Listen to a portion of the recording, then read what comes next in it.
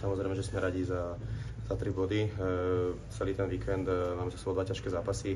Dneska sme začali dobre, dali sme 2 rýchle góly, ale potom sme trošička vypadli z tempa. Trenčín dobre čipoval puky za nás, dostal sa do šanci, chceli sme si zahrať hokejk, potom už na puku držať to, nehrali sme jednoducho a skoro sa nám to vypomstilo. Sme si tam hovorili pred druhou tretinou, ako máme hrať.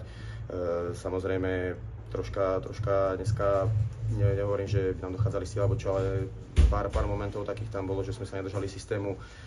Oni to hrali jednoducho a my presne takto musíme hrať, presne ako sme to zmenili proti Popradu od druhej tretiny, tak musíme držať to celých 60 minút. Proste je to tvrdá práca, stojí to veľa síl, ale prináša to výsledky a samozrejme musíme to hrať 60 minút. Určité výpadky tam boli, ale ako hovorím, potom bojovnosť odbojované v tretej tretine, dobre postrážené a výborný výkon golmana a potom celého týmu sme si pre tie 3 body dneska už potom došli. Ty osobne tiež 2 body do štatistík za 2 asistencie, tak asi aj pre teba. Tak samozrejme, každý poteší, najviac poteší ale vždycky víťazstvo, ja tých bodov nejako extra nezbieram, ale samozrejme vždy to poteší, keď ste na lade a dá sa gól. Tak len super, že som mohol takto pomôcť týmu a ideme ďalej.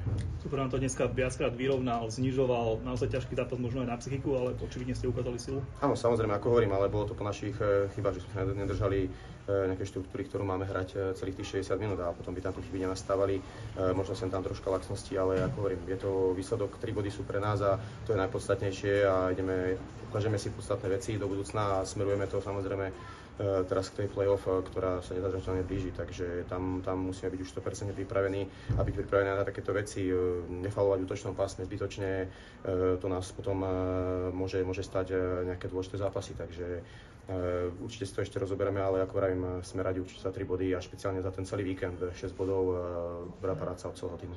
Ten súboj o kráľa považuje zatiaľ hodne vyhrávate na Trenčínu, myslím, že ste mu dali ešte ani bod v tejto sezóne, takže všetko ste vyhrali. Áno. Tak ako samozrejme super, to poteší, ja vravím, ale je to ďalší zápas extraligový a je to kvázi ale derby. Sme radi, že v týchto zápasoch samozrejme sme vyhrali a ideme ďalej.